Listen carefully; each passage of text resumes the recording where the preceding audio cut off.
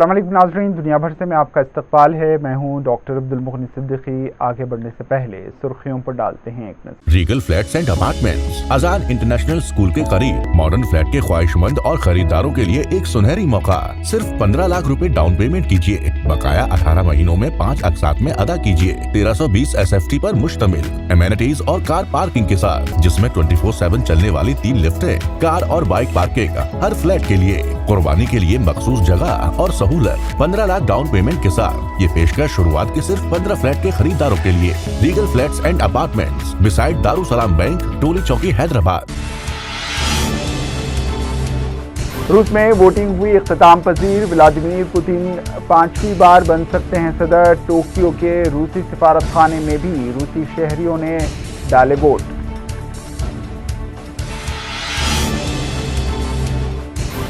روس کے زیر کنٹرول یوکرینی علاقوں میں بھی شہریوں نے ووٹ کا کیا استعمال۔ بیلگورود پر لڑائی جاری، یوکرین کے جوابی حملے۔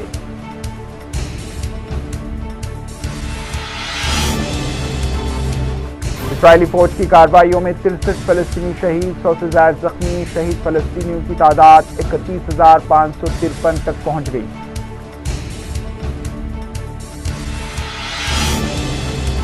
گجرات یونیورسٹی میں رمضان کی نماز پڑھنے پر جھگڑا، ہندو تنظیم نے افغان طلباء کی پٹائی کی، جے شری رام کے نعرے لگائے۔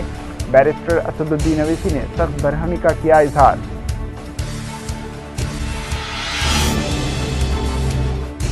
دہلی آبکاری معاملے میں ای ڈی کا کیجریوال کو 90واں سمن، 21 مارچ کو کیا طلب۔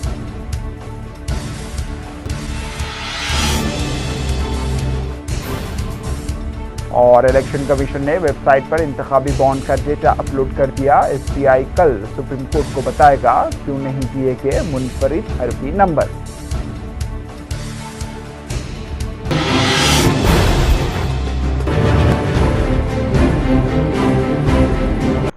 ٹوکیو میں روسی سفارت خانے کے باہر روسی شہریوں کو ووٹ ڈالنے کے لیے انتظار کرتے دیکھا گیا۔ روسی صدر ولادیمیر پوتین انتخابات میں اقتدار پر اپنی گرفت مضبوط کرنے کی کوشش کر رہے ہیں، جس سے انہیں بھاری اکثریت سے کامیابی ملے گی۔ تاہم مخالفین نے لوگوں سے پولنگ اسٹیشنوں پر ان کی حکومت کے خلاف علامتی احتجاج کرنے کی اپیل بھی کی تھی۔ گزشتہ ماہ جیل میں نامعلوم حالات میں ہلاک ہونے والے الیکسی نوولنی کے حامیوں نے روسیوں سے مطالبہ کیا ہے کہ وہ پوتین کے خلاف مظاہرہ کریں تاکہ پوتین کو بدعنوان صدر قرار دیا جائے، جس کی جھلک ہمیں ووٹنگ کے پہلے دن دکھائی دی۔ روس کے زیر انتظام یوکرین کے ڈونیٹسک خطے میں اودیوکا کا قصبے کے رہائشیوں نے روس کے صدارتی انتخابات میں ووٹ ڈالے۔ انہیں اپنی یوکرینی دستاویزات کا استعمال کرتے ہوئے ووٹ ڈالنے کی اجازت دی گئی تھی۔ روس اور یوکرین کی مسلح افواج کے درمیان 1 ماہ تک جاری رہنے والی لڑائی کے دوران تباہ ہونے والی عمارتوں میں سے ایک تباہ شدہ عمارت کو پولنگ بوتھ بنایا گیا تھا۔ روس نے 18 فروری کو کہا تھا کہ یوکرینی افواج کے انخلا کے بعد روس نے یوکرین کے قصبے اودیوکا کا مکمل کنٹرول حاصل کر لیا ہے، جو روس کے زیر قبضہ شہر ڈونیٹسک سے 15 کلومیٹر شمال میں واقع ہے۔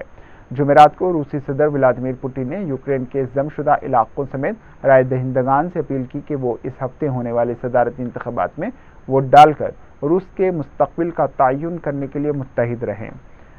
یوکرین نے کہا ہے کہ ڈونیٹسک، لوہانسک، زپیورا اور خرسن کے علاقوں میں کسی بھی روسی ووٹ کو کالعدم قرار دیا جائے گا اور وہ ووٹنگ کی نگرانی کے لیے بھیجے گئے کسی بھی مبصرین کے خلاف قانونی چارہ جوئی کرے گا۔ روس کے علاقے بیلگورود میں اتوار کو یوکرین کی جانب سے داغے گئے ایک شیل میں 16 سالہ لڑکی ہلاک ہو گئی۔ رپورٹ کے مطابق اس حملے میں اس لڑکی کے گھر کو آگ لگ گئی، جس میں وہ جھلس کر ماری گئی۔ شہر کے میئر نے اپنے ٹیلی گرام چینل پر واقعے کی ویڈیو شائع کرتے ہوئے کہا ہے کہ صبح کے حملے کے دوران 4 گھروں اور 8 کاروں کو شدید نقصان پہنچا اور 3 کثیر المنزلہ عمارتوں کی کھڑکیاں ٹوٹ گئیں۔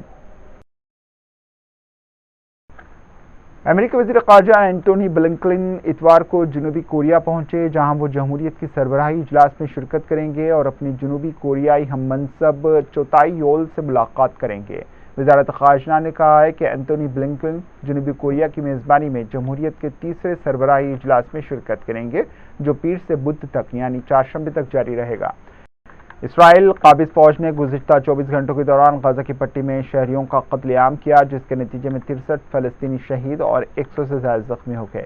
غزہ کی پٹی میں فلسطینی وزارت صحت نے بتایا ہے کہ اسرائیل غاصب فوج نے گزشتہ 24 گھنٹوں کے دوران 7 قتل عام کیے، جس کے نتیجے میں درجنوں افراد شہید اور زخمی ہوئے، جن میں سے 63 شہداء کی لاشیں اور 112 زخمیوں کو اسپتال پہنچایا گیا۔ وزارت صحت نے مزید کہا ہے کہ کئی متاثرین اب بھی ملبے کے نیچے اور سڑکوں پر ہیں اور ایمبولینس اور شہری دفاع کا عملہ ان تک پہنچ نہیں سکتا۔ اس طرح گزشتہ 7 اکتوبر سے غزہ کی پٹی پر اسرائیلی جارحیت کے نتیجے میں شہید ہونے والوں کی تعداد 31,553 اور زخمیوں کی تعداد 73,546 تک پہنچ گئی ہے۔ فلسطینی ریڈ کرسنٹ سوسائٹی نے ایک ویڈیو جاری کی جس میں ایک کمسن بچے سمیت لاشوں کو وسط غزہ کے ایک اسپتال میں لایا گیا۔ فوٹیج کے ساتھ ایکس پر ایک پوسٹ بھی میں PRCS نے کہا ہے کہ اسرائیلی فورسز نے وسط غزہ میں نصرت کیمپ میں ایک گھر کو نشانہ بنایا، جس کے بعد 2 ہلاک شدگان کی لاشیں اور 3 زخمیوں کو العودہ اسپتال لایا گیا۔ ملک ہیتی میں تشدد کے واقعات میں عام زندگی متاثر ہوئی ہے۔ ہیتی کے گروپوں کی طرف سے مسلسل تشدد ملک کی سلامتی کے لیے صورتحال کو خراب کر رہا ہے اور انسانی امداد کی فراہمی میں رکاوٹ بھی بن رہا ہے۔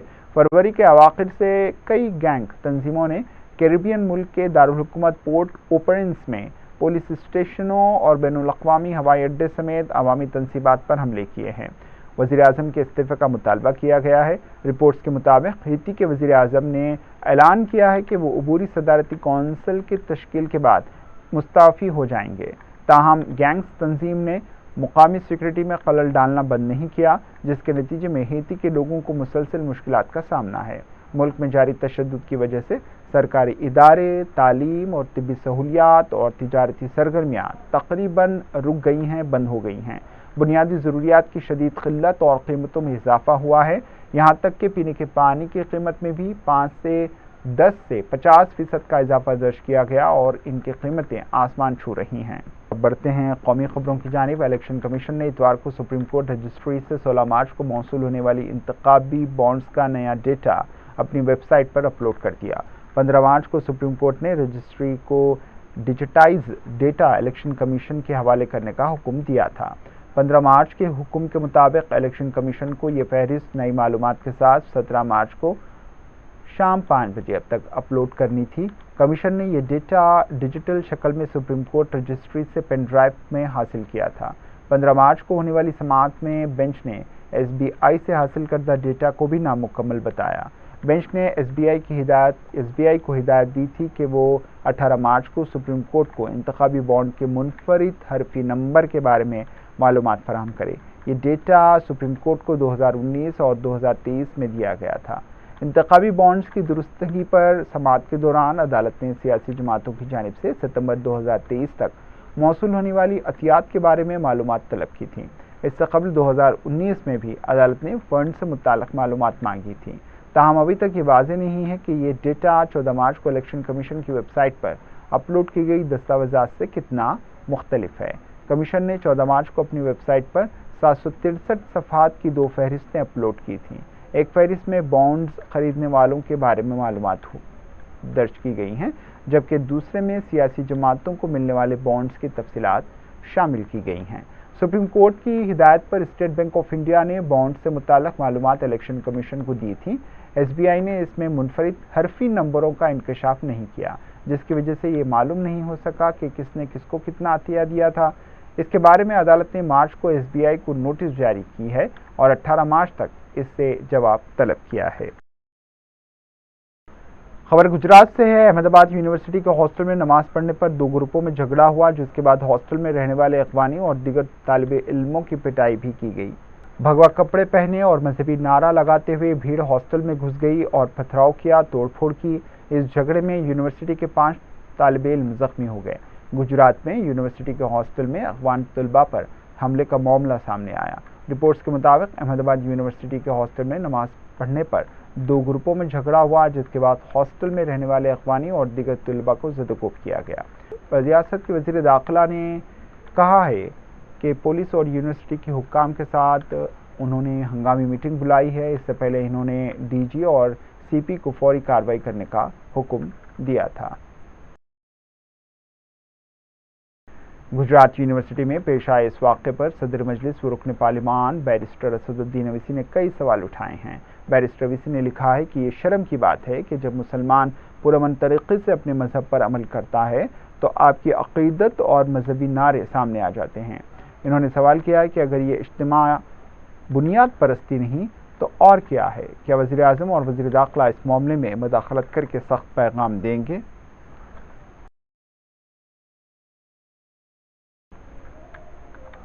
इन्फोर्समेंट डायरेक्टरेट ईडी ने दिल्ली के वज़ीर आला और आम आदमी पार्टी के कन्वीनर अरविंद केजरीवाल को दिल्ली शराब पॉलिसी केस से मुताल्लिक़ मनी लॉन्ड्रिंग केस में नवा समन जारी कर दिया।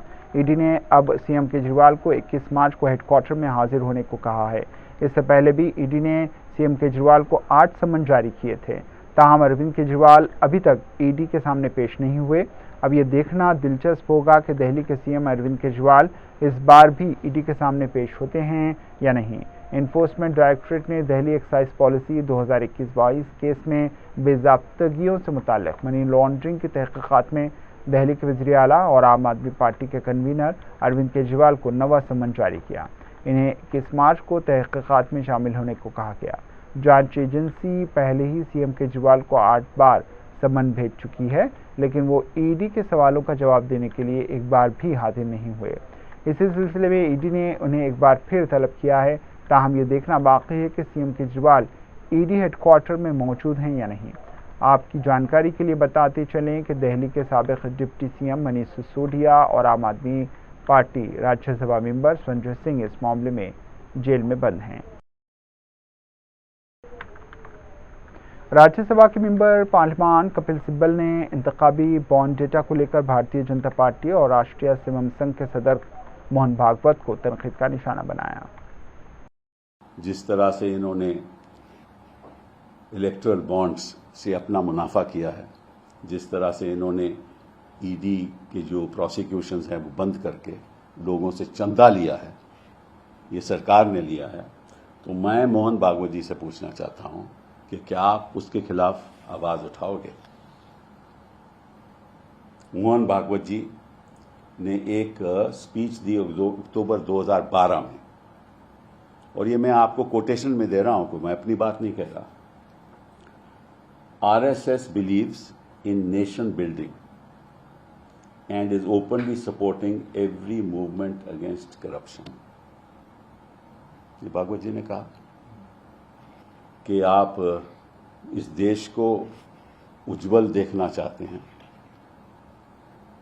और आप कोई भी करप्शन की मूवमेंट हो आप उसके साथ रहेंगे और करप्शन के खिलाफ लड़ाई लड़ेंगे। तो मोहन भागवत जी, मैं आपसे पूछना चाहता हूं कि आप अब बयान दीजिए कि ये जो करप्शन भाजपा में हुआ है उसके खिलाफ आप पहले तो बयान दीजिए और उसके बाद ऐलान कीजिए कि RSS इस करप्शन से लड़ाई करेगी और भाजपा को पूछेगी कि कौन कौन लोग हैं जिन्होंने इस तरह से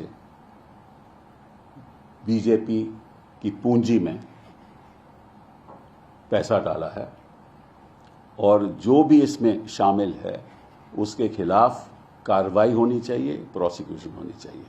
तो भागवत जी, मैं आपसे पूछना चाहता हूं, क्या ये आप बयान दोगे?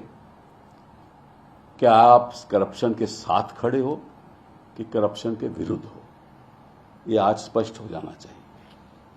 लोकसभा इंतखाबात की तारीखों के ऐलान पर बिहार के साबिक़ नायब वज़ीर आला तेजस्वी यादव ने कहा है कि जमहूरियत का सबसे बड़ा त्यौहार शुरू हो चुका है। हम बहुत पुरएतमाद और पूरी तरह से तैयार हैं। इस बार बिहार में हैरान कुन नताइज आएंगे। इन्होंने कहा है कि मैंने हैरत अंगेज़ लफ्ज़ का इस्तेमाल लोगों में ख़ास तौर पर बिहार के अंडरकरंट की वजह से किया है। मरकज़ी हुकूमत ने गुज़िश्ता 10 सालों में रियासत के लोगों के लिए क्या किया है, ये सबको मालूम हो चुका है। इन्होंने कहा है कि बिहार को कोई ख़ास पैकेज नहीं मिला। महंगाई और किसानों का मसला जूं का तूं बरकरार है। देश में ऐसा कहीं नहीं हुआ, ये अद्भुत। कुछ लोग माफिया राज खत्म करने की बात करते हैं, लेकिन हकीकत में हो क्या रहा है? ये बिहार में 70 दिनों के अंदर 2 लाख से ज्यादा लोगों को नियुक्ति पत्र हम लोगों ने बांटा। एक पेपर लीक हुआ तो बता दो, लेकिन इनके राज आते ही आते फिर से वही पेपर लीक। भाजपा का जहां राज रहा वहां पेपर लीक, यूपी में पेपर लीक, मध्य प्रदेश से लेकर के हर जगह, अब बिहार में तो गजबे हो गया।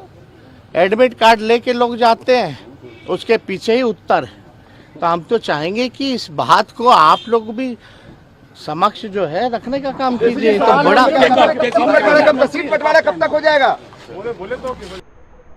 आखिर में सुर्खियों पर एक और नजर। Regal flats and apartments Azad international school के करीब मॉडर्न फ्लैट के ख्वाहिशमंद और खरीदारों के लिए एक सुनहरी मौका। सिर्फ 15 लाख रुपए डाउन पेमेंट कीजिए, बकाया 18 महीनों में 5 अक़सात में अदा कीजिए। 1320 SFT पर मुश्तमिल एमेनिटीज और कार पार्किंग के साथ, जिसमें 24/7 चलने वाली 3 लिफ्टें, कार और बाइक पार्किंग हर फ्लैट के लिए, कुर्बानी के लिए मखसूस जगह और सहूलत। 15 लाख डाउन पेमेंट के साथ ये पेशकश शुरुआत के सिर्फ 15 फ्लैट के खरीदारों के लिए। Regal flats and apartments beside Darussalam bank, टोली चौकी, हैदराबाद। रूस में वोटिंग हुई इख्तिताम पजीर, व्लादिमीर पुतिन 5वीं बार बन सकते हैं सदर। टोक्यो के रूसी सिफारत खाने में भी रूसी शहरियों ने डाले वोट।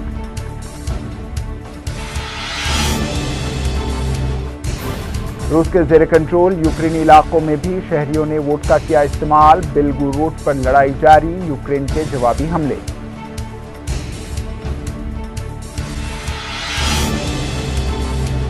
इस्राइली फौज की कार्रवाइयों में 63 फलस्तीनी शहीद, 100 से ज्यादा जख्मी। शहीद फलस्तीनियों की तादाद 31,553 तक पहुंच गई।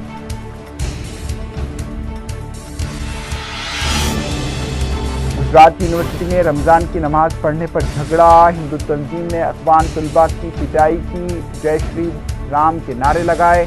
बैरिस्टर असदुद्दीन अवैसी ने सख्त बरहमी का किया इजहार।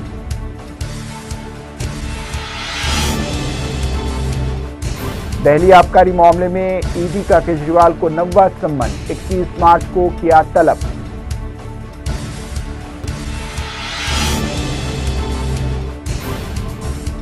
और इलेक्शन कमीशन ने वेबसाइट पर इंतखाबी बॉन्ड का डेटा अपलोड कर दिया। SBI कल सुप्रीम कोर्ट को बताएगा क्यों नहीं दिए गए मुनफरिद हरफी नंबर।